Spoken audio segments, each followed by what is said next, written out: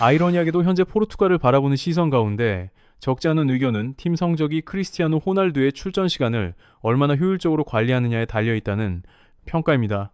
이제 월드컵의 열기가 본격적으로 달아오르고 있습니다. 우리 대표팀은 이미 A조 첫 경기를 마쳤고 체코를 상대로 값진 첫 승을 챙기며 좋은 출발을 알렸습니다. 앞으로는 더욱 흥미로운 맞대결들이 이어질 예정입니다. 바로 오늘도 브라질과 모로코가 격돌했고 국내 축구 팬들의 시선은 자연스럽게 또 다른 강호인 포르투갈로 향하고 있습니다. 그래서 이번에는 포르투갈 대표팀의 전력을 하나씩 살펴보겠습니다. 주관적인 견해가 포함된 내용이라는 점을 감안해 주시기 바랍니다. 먼저 골문입니다. 명단에는 포르투 소속 디오고 코스타를 비롯해 울버햄튼의 조세사, 스포르팅의 후이 실바, 그리고 튀르키예 리그에서 활약 중인 히카르도 벨류가 이름을 올렸습니다. 지난 카타르 월드컵에 이어 이번에도 주전 자리는 디오고 코스타의 몫으로 보입니다. 그는 이번 시즌 역시 리그 최상위권 수준의 선방 능력과 빌드업 역량을 과시하고 있습니다. 후보 자원들의 수준 또한 충분히 경쟁력이 있습니다. 특히 조세사는 상황에 따라 승부차기 전문 카드로 활용될 가능성도 존재합니다. 물론 현재 기준에서는 코스타가 여러 면에서 우위를 점하고 있다는 평가가 우세합니다. 반면 사실상 네 번째 선택지인 히카르도 벨류는 실전 투입보다는 훈련 비중이 더 큰 자원으로 볼 수 있습니다. 27명이 선발된 만큼 최종 경기 명단에서도 제외될 가능성이 적지 않습니다. 이어서 수비진입니다. 디오구 달롯, 주앙 칸셀루, 누누 멘데스, 마테우스 누네스, 넬송 세메두, 곤살루 이나시우, 헤나투 베이가, 후뱅 디아스, 토마스 아라우주가 포함됐습니다. 명단만 살펴봐도 전력의 두께가 상당하다는 사실을 확인할 수 있습니다. 특히 이번 수비진의 강점은 다양한 역할 수행이 가능한 풀백 자원들입니다. 직선적인 오버래핑에 강한 선수들뿐 아니라 칸셀로와 멘데스처럼 중앙으로 들어와 경기를 조율하는 인버티드 역할에서도 높은 완성도를 보여주는 선수들이 존재합니다. 또한 마테우스 누네스는 사실상 풀백으로 완전히 자리를 잡아가는 모습입니다. 최근 대표팀에서도 오른쪽 측면 수비수로 꾸준히 기용되고 있습니다. 다음은 중원입니다.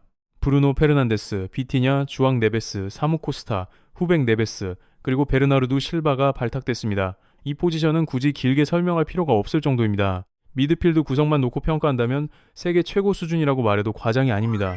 세대 균형 역시 훌륭합니다. 챔피언스리그 2연패의 핵심 멤버였던 비티냐와 네베스가 왕성한 활동량을 책임지고 브루노 페르난데스와 베르나르두 실바는 풍부한 경험과 경기 운영 능력을 더합니다. 사실상 흠을 찾기 어려운 구성이죠. 그리고 이는 어디까지나 개인적인 의견입니다만 만약 발롱도르 선정에서 팀 성적 요소를 완전히 제외한다면 브루노 페르난데스는 가장 강력한 후보 가운데 한 명이라고 생각합니다. 프리미어리그에서 어시스트 기록을 새로 썼다는 점도 놀랍지만 그보다 더 인상적인 것은 경기 전체에 미치는 영향력입니다. 경기장을 보고 있으면 브루노가 선택하는 플레이 하나하나에 분명한 이유가 존재하는 것처럼 느껴질 정도입니다. 마지막으로 공격진입니다. 주장 크리스티아노, 호날두를 중심으로 페드루 네투, 하파엘 레앙, 프란시스코 트링캉, 주앙 펠릭스, 곤살루 게드스, 프란시스코 콘세 이상, 곤살루 하무스까지 모두 8명이 이름을 올렸습니다. 여기에 보이지 않는 28번째 선수도 존재합니다. 바로 등번호 21번의 디오구 조타입니다. 대표팀 선수들 역시 이번 월드컵을 조타와 함께 뛰고 있다는 취지의 인터뷰를 남기기도 했습니다. 어쨌든 공격진 역시 상당한 존재감을 자랑합니다. 결국 포르투갈의 성패를 가를 가장 중요한 변수는 크리스티아노 호날두의 활용법일지도 모릅니다. 흥미롭게도 많은 이들은 호날두가 얼마나 긴 시간을 소화하느냐보다 오히려 출전 시간을 얼마나 적절하게 조절하느냐가 팀 성적에 직접적인 영향을 미칠 수 있다고 보고 있습니다. 한편 프란시스코 트링캉에게는 리버풀 이적설이 따라붙고 있습니다. 특히 왼발잡이라는 특성이 눈길을 끄는 부분입니다. 이번 시즌 그는 각종 컵대회를 포함해 13골과 15도움을 기록하며 뛰어난 공격 포인트 생산력을 입증했습니다. 리버풀 관련 이야기는 별도의 주제로 다뤄도 충분할 만큼 흥미로운 소재가 될 것 같습니다. 포르투갈 대표팀을 이야기할 때 가장 먼저 떠오르는 강점은 역시 중원입니다. 이번 명단에 포함된 6명 가운데 누가 선발로 나서더라도 전력 차이를 크게 걱정할 필요가 없을 정도로 선수층이 두텁습니다. 예상되는 주전 조합은 브루노 페르난데스와 비티냐, 그리고 주앙 네베스입니다. 파리 생제르맹에서 호흡을 맞추고 있는 비티냐와 네베스가 중앙 장악을 책임지고 그 앞에서 브루노가 공격 전개에 창의성을 더하는 그림입니다. 특히 브루노 페르난데스는 현재 포르투갈 공격 시스템의 중심축이라 해도 과언이 아닙니다. 하프 스페이스를 겨냥해 찔러주는 날카로운 스루 패스는 대표팀의 핵심 공격 루트로 자리 잡았습니다. 로베르토 마르티네스 감독 역시 브루노에게 상당한 자유를 부여하는 편입니다. 특정 위치에 고정시키기보다는 넓은 범위로 오가며 공격 작업은 물론 경기 전체의 흐름까지 조율하도록 맡기고 있습니다. 여기에 브루노는 비티냐와 함께 코너킥을 전담하고 있습니다. 세트피스 상황에서도 빼놓을 수 없는 존재라는 의미입니다. 솔직히 이제 프리킥 역시 브루노가 전담하는 것이 더 자연스럽지 않겠느냐는 의견까지 나오는 이유이기도 합니다.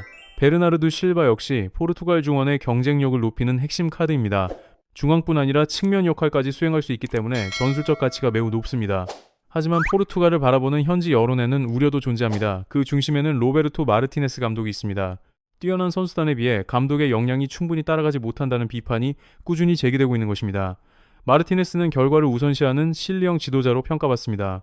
그 영향 때문인지 경기 양상이 다소 수비적으로 흘러가는 경우가 적지 않습니다. 문제는 이런 스타일이 현재 포르투갈 선수단의 성향과 완벽하게 맞아떨어지지 않는다는 지적입니다.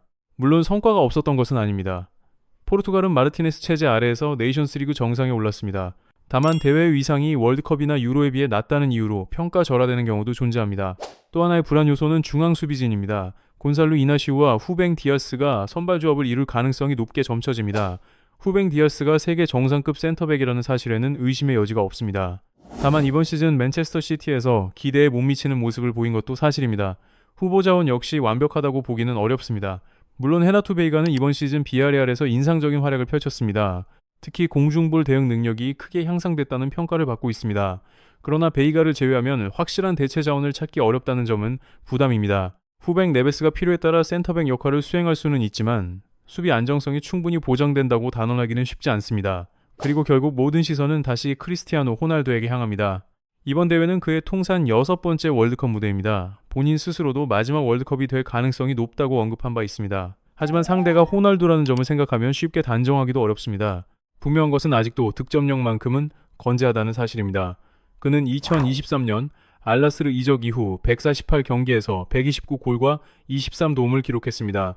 경기당 하나가 넘는 공격 포인트를 생산해냈다는 의미입니다. 결국 모든 시선은 다시 크리스티아노 호날두에게 모입니다. 그의 커리어는 이제 단 한 골의 추가 여부까지도 기록으로 회자되는 단계에 들어섰습니다.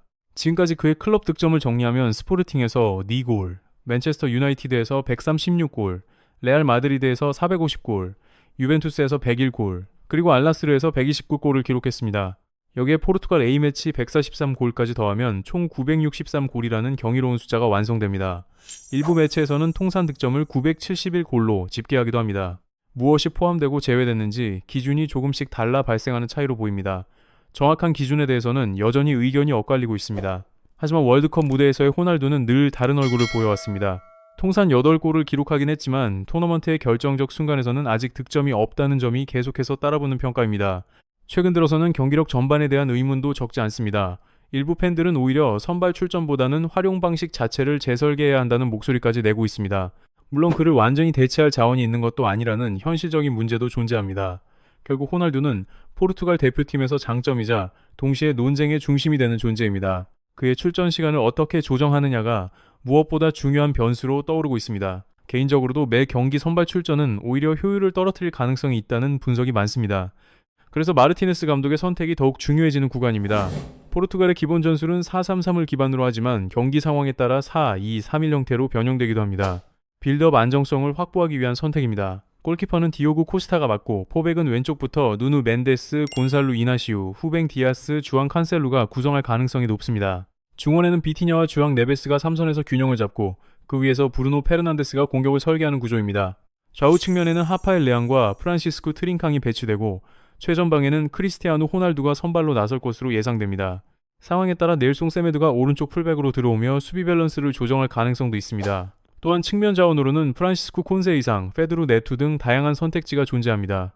큰 경기 경험을 우선한다면 베르나르두 실바가 측면에 배치될 가능성도 충분합니다. 결국 누구를 선택해도 강한 팀이라는 점은 변하지 않습니다. 다만 스페인이나 프랑스 같은 최상위 우승 후보들과 비교할 때 드러나는 미세한 약점이 존재할 뿐입니다. 반대로 포르투갈이 더 우위를 점할 수 있는 부분도 분명히 존재합니다.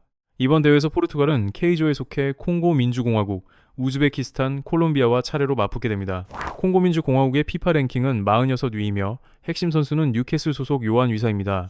다만 이번 시즌 위사의 폼은 기대에 미치지 못한다는 평가가 많습니다. 우즈베키스탄은 피파 랭킹 52위이며 핵심 자원으로는 맨체스터 시티의 후사가 언급되고 있습니다. 그는 호날두를 상대하는 주요 마크맨 역할을 맡을 가능성이 거론됩니다. 마지막 상대는 피파 랭킹 13번째인 콜롬비아입니다. 중심에는 올 시즌 최고의 퍼포먼스를 보여준 루디가 있습니다.